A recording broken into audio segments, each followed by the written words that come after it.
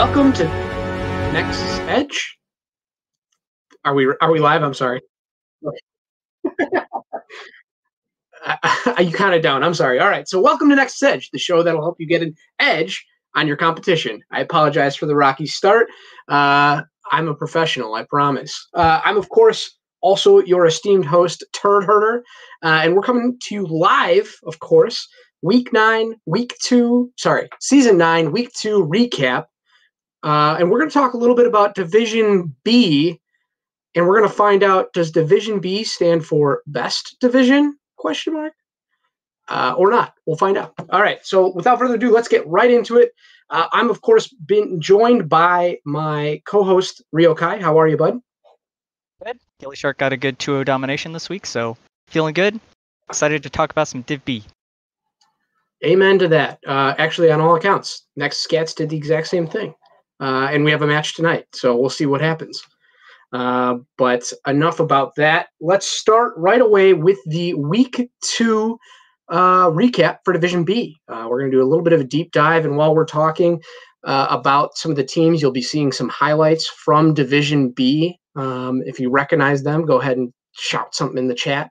But as you're seeing right now, we have the standings for Division B East.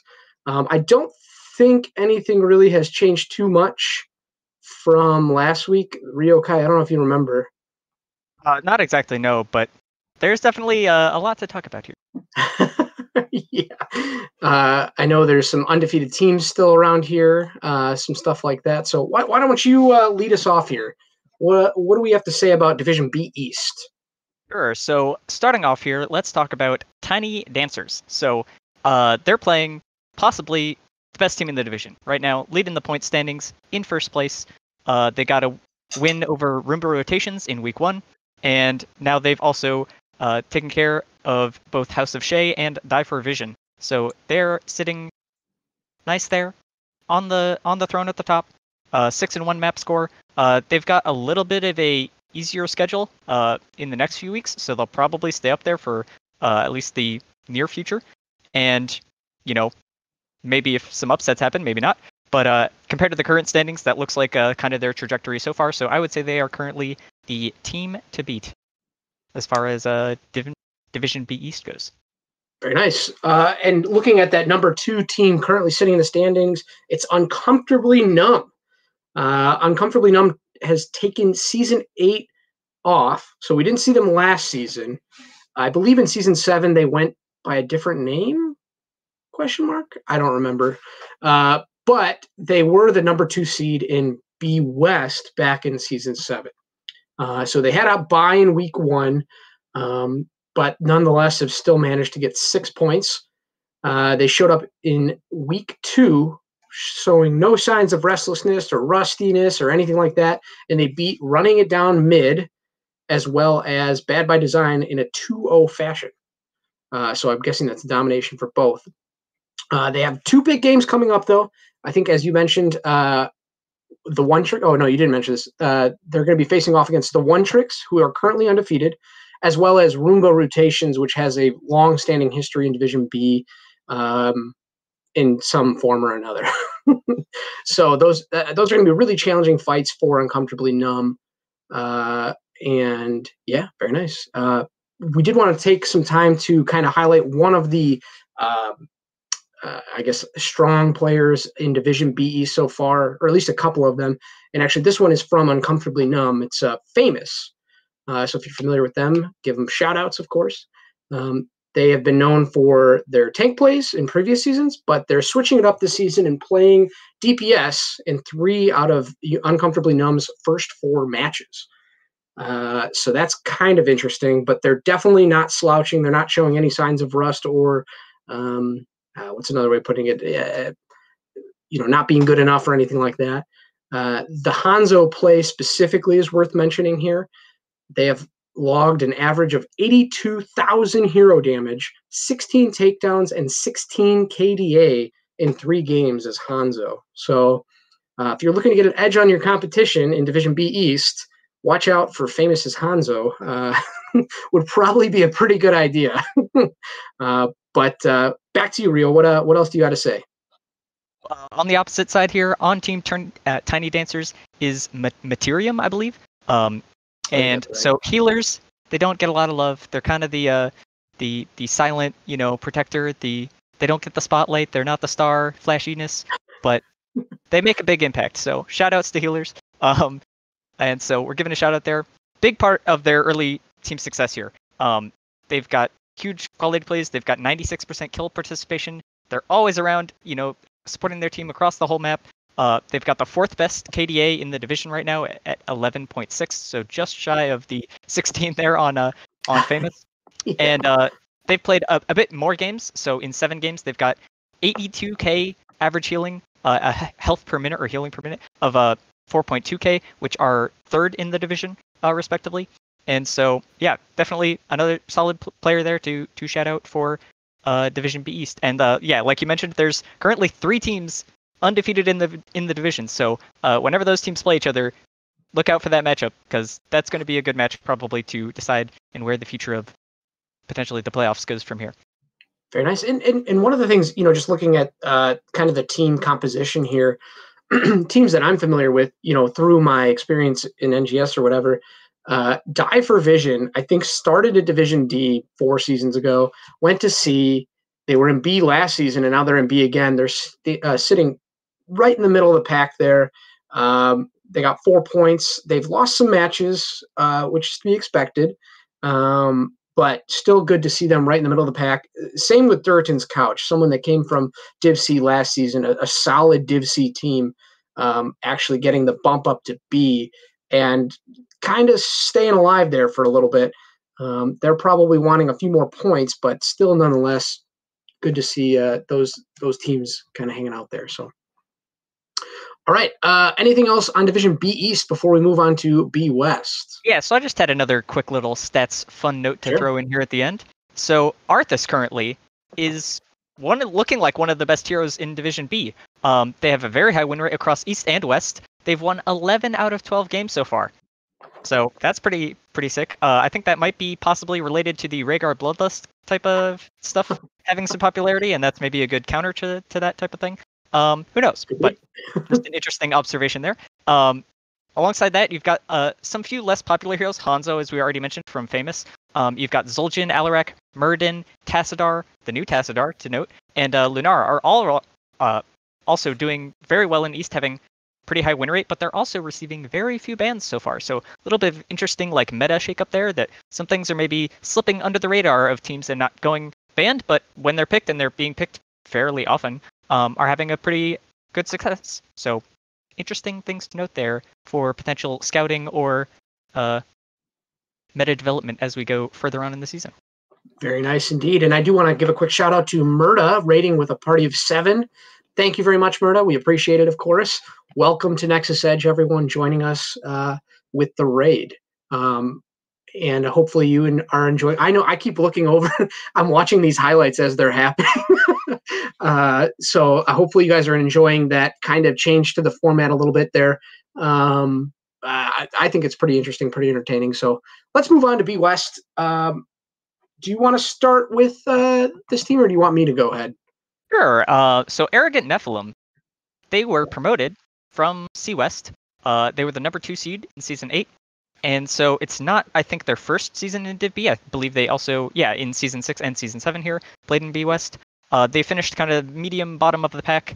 And they, it says a note here, and our notes and stats are from Key, by the way. Quick shout out there. They weren't quite as committed to the game during the fallout of HGC and some things like that. But this season, they've turned it around. They're back in full force.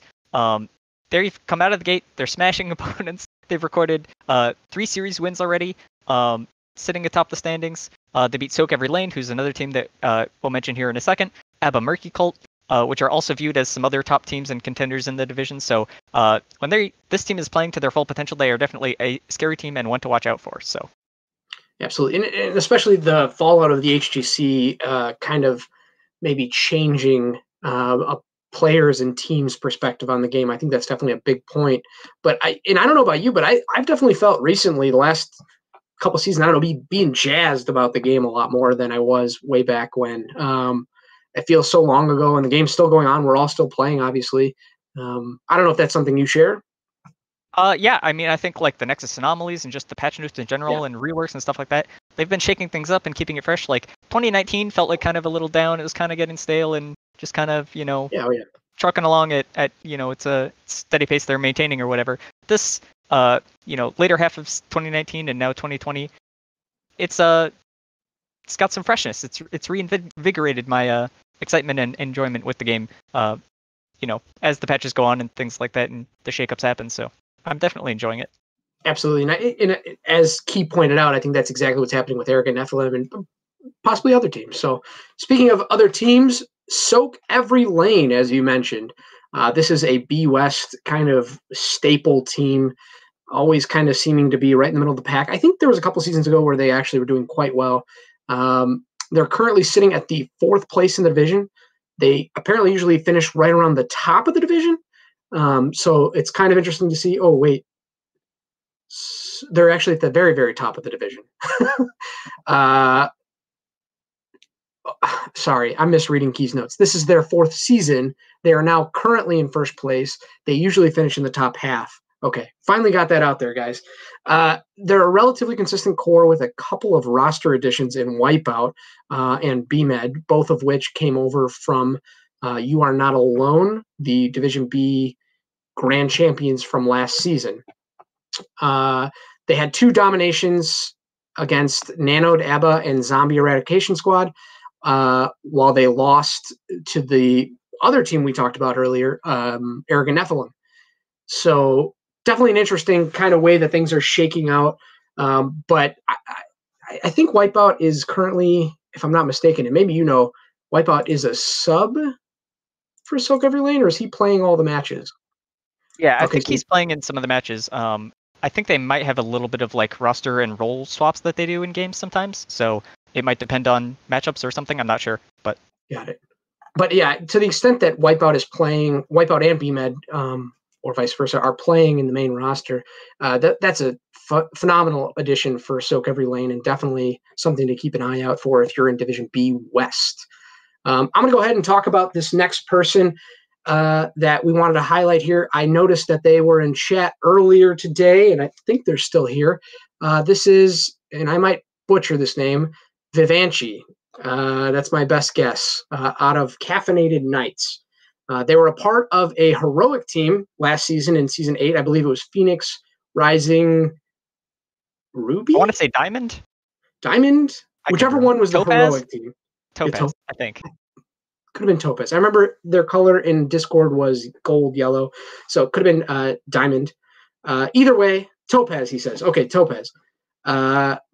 They are currently leading Caffeinated Nights to a 4-1 record through 2 weeks, 6-1 at the time of this show, because obviously they played last night, but we're talking about week 2.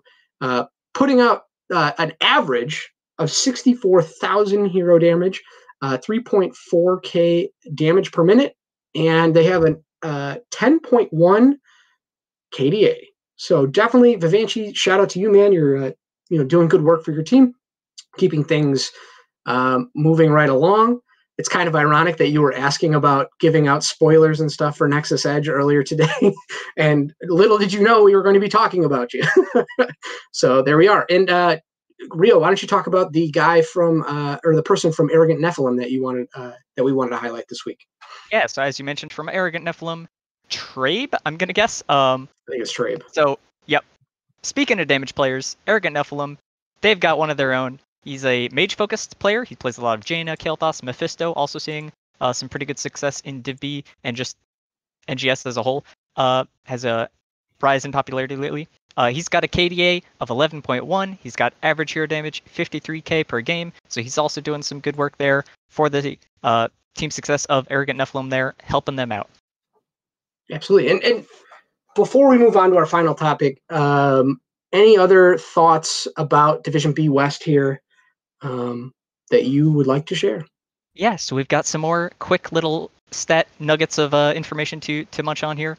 Stukov, Raynor, and Johanna. These are 3 of like the top 3 played heroes in B West. All of them above 70% win rate. But only Johanna is getting banned. Reasonably often, somewhat often. Zul's up there, of course, as well, kind of above most of the rest of them. And he also has a pretty good win rate, but he's not getting picked as much. But these three, they're getting picked a ton. Guys, you gotta ban Raynor and Stukov more. I don't know what you're doing. Get on that. You can't let that go on. Gotta That's shut one that way down. to fix that problem. Yeah. There you go. And then the other thing, looking at the standings that we just had up there, Soak Every Lane, Arrogant Nephilim, and Caffeinated Knights, top 3 teams right now. One thing that's kind of surprising is, Soak Every Lane and Arrogant Nephilim have played 4 matches each. So that's quite a bit of matches. And when you compare it, that's the most out of anyone else in Division B West. So their inflation in points is certainly somewhat explainable through that. However, the next closest team at 4th place is Avalanche with 4 points. So there is somewhat of a division starting at even this early juncture a little bit between kind of the haves and the have-nots, if you will. So it'll be interesting to see how that progresses through the season. But Soak Every Lane definitely looking strong, as I mentioned, with the addition of Wipeout and VMed. So let us move on to our next topic here. It is, of course, the game of the week for this week. And before we announce which game of the week it is, we did want to give an honorable mention to a potential game of the week from Division B, of course, because this is the Division B episode. And that's Uncomfortably Numb versus the One Tricks. It's going to be airing at Thursday, 8 p.m. Eastern Time. And that's going to be on Moist Weenus's channel. Of course, you can always find that information on our calendar, on our Discord, all those places. But that's a Division B team to watch, match to watch. Of course, the One Tricks being undefeated and Uncomfortably Numb having a great start to the season. So check that out. But without further ado, Rio, why don't you introduce the game of the week this week? All right. So coming out of Div A West, we've got Phoenix Rising Ruby versus Regen Anomaly. This will be on Wednesday at 10 p.m. Eastern. And it is going to be on Slexia's cast, I believe. And I think it's on this channel. I think it's on the NGS. Oh, okay. Casted by Slexia. Gotcha. And so we've got some quick notes about the teams here. Phoenix Rising Ruby, they've had a great season. They had in B East last season.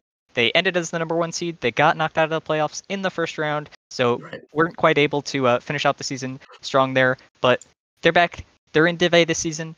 They've got some heroic division aspirations. They're taking on the challenge of A West so far.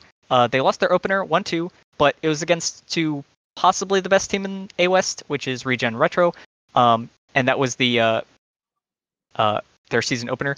But they kept it close. A 1-2 loss isn't too bad. It's the start of the season. Teams are getting still ramped up and kind of figuring out where they're going to be settled and whatnot. So, and notably, A West is a double round robin division. So, hopefully, when that matchup comes back later around second half of the season, we can see potentially some interesting rivalry and change in that result. In that second matchup. And so they logged. Go ahead. No, I was just going to. I hope on that topic that with the second match that these two teams have to play, that is also casted, and we can get an opportunity to kind of take a look, compare, contrast. That'll be very interesting. But I didn't mean. Go ahead.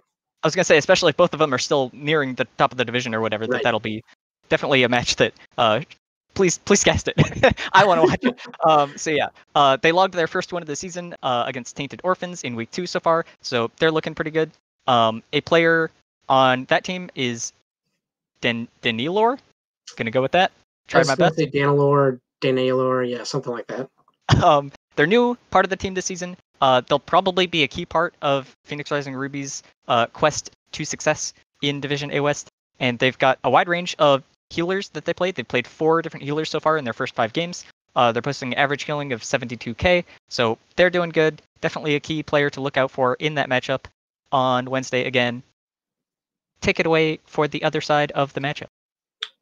Great. And I would be remiss if I didn't mention Regen Anomaly was, of course, one of the teams that I mentioned keeping an eye on this season.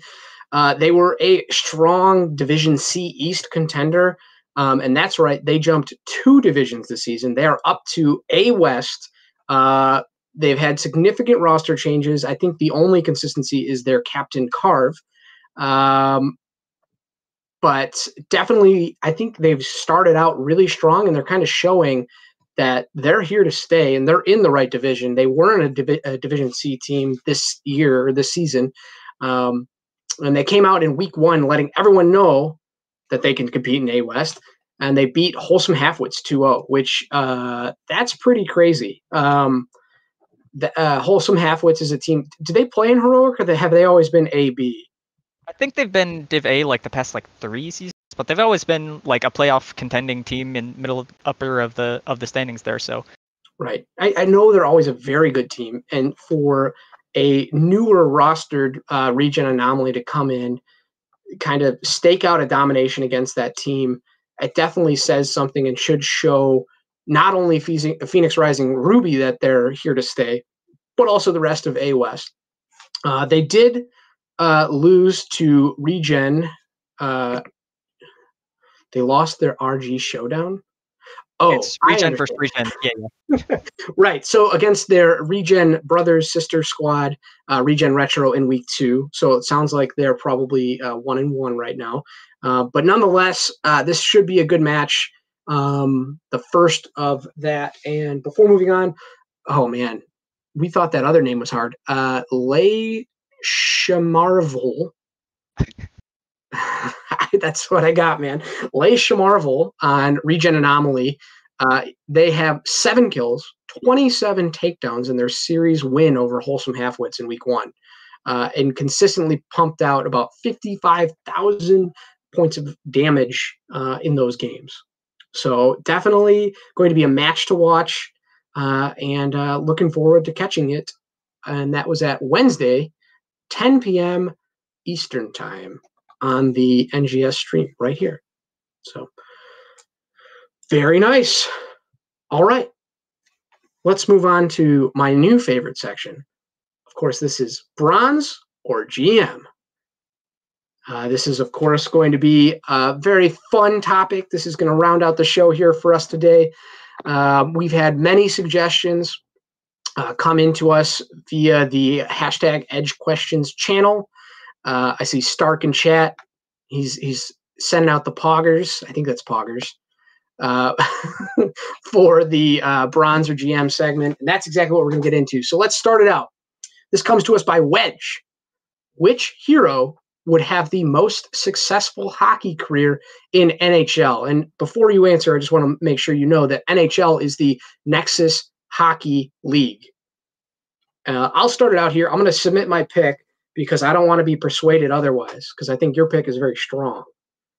It's Arthas. Is the king of the North. The man lives in ice for years. He wields a sword also that was in ice for years. I don't see how he can lose this. The man is living in ice. Of course he's going to do great playing in the Nexus Hockey League. That's my pick. You make a convincing argument. I'm going to potentially shake up what you were expecting. Rather than going for kind of like the offensive pick, I'm going for the defensive pick. Shoutouts to the goalies, man. ETC, how are you ever going to score against this dude? He's just going to loudspeaker, like, boop away every puck that gets near the net. Like, you're trying to, like, score on him away. You're just going to start dancing. You're going to rocking out, Like, I don't understand. Seems unbeatable to me. So ETC's my pick. Easy MVP goalie of the league. Look, I'll give you that ETC would have the best halftime show. That's a given, 100%. But definitely still think Arthas is going to do it. I did think you were going to go with ETC. Here's where I was going with, the slides, slide on the ice. You ready to go, get in there. But I could see him as a goalie. All right. Okay.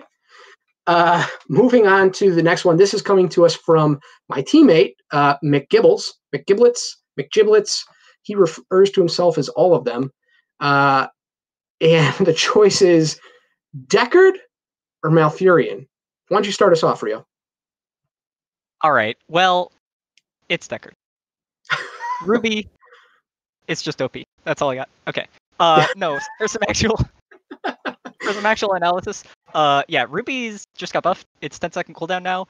It's ridiculously strong. It like doubles or triples his healing output or something. It's really strong. And he's got like a gigantic root, controls zones, he controls team fights. He can armor reduce, he can healing reduction, he's got slows, he's got a sleep silence thing, and I think it even blinds you at 20 or something. Like, he's just so strong. You've got Ancient Blessings at level 13, adding a whole bunch of splash damage in team fights. Ridiculously strong. Deckard, we've been banning him even. Like, I think he's just really strong, so Deckard is my pick for sure. He's got a stun stick at level 16 or something like that. Just Very in case. important. You never know if you need it. That's strong. Those are good arguments. I can appreciate that. However, and this might be putting a little bit of the emphasis on the bronze aspect of this show, I'm going Malfurion. Division D alone, this guy's got 14 games played and a 92.9% win rate. That's insane, Division D. And I want to shout out to Fizz really quick for bringing that to my attention earlier today in Division D chat. But I think that makes it pretty clear winner that Malfurion is the best, at least in Division D. But wait, there's more. In the league overall, he's got a 59% win rate versus Deckard, who has, get this, a 40% win rate. Big wins for Malfurion and a big win right here, right now. That's what I'm saying. So let's get on to the next question here. We have whose thighs would you want to rest your dying head on more? I think this comes from Butte Holiday. Or was the next question from Butte Holiday? One of these two questions was from Butte Holiday. Okay, so this was actually, this was from my man Rio here. So why don't you start us out and explain which thighs you would rather let rest your dying head in? So I think the original question was, which healer would you want to have if you knew you were going to die or something? And this was my answer to the question, was one of these two, so that I could die happy. My actual answer, Alex Raza, I don't know. She seems very motherly and caring, and she's also like, she's a dragon. That's pretty cool, pretty badass. So that's all I got. And you know what? If you're on like a desert island, the dragon could help you get off. True. You could fly. Yeah, you've got entertainment, transportation. She brings it all. Fair. Now, speaking of entertainment, though, if I'm on a dying or on an island dying, gotta have Whitemane. Just need someone that's gonna laugh at my jokes. Just that cackle laugh. Just like infectious. That's my choice. We're gonna go with Whitemane for the choice here, and that'll be it. And then the follow-up question is whose chest would you put your dying head? Wait, whose chest would you want your dying head clutched against? That was a sentence. All right, so our choices, it looks like, are Garrosh and Hanzo. I don't know. Why don't you start us out? I feel bad because I'm making you do it, but that's all good. My pick is Hanzo. I have a soft spot for any character that's like ranged DPS. He's got a bow, but also he's just got like the nice sleek toned muscles. He's got like the swimmer body kind of thing. Easy choice there. Not a fan of the buff muscles. You got to get the tenderness, the tone. Important. And see, I was hoping like I didn't necessarily have to disagree with you on all of them, but I think I do, because that's just how this has to be. Garrosh is a strong silent type. He'll listen to me. He might not laugh at my jokes like Whitemane would, but that's fine, because Garrosh is just going to protect me from everything, including demons. So that's always good, and something that you need. God, I hope that no one makes any clips out of that. Alrighty, guys.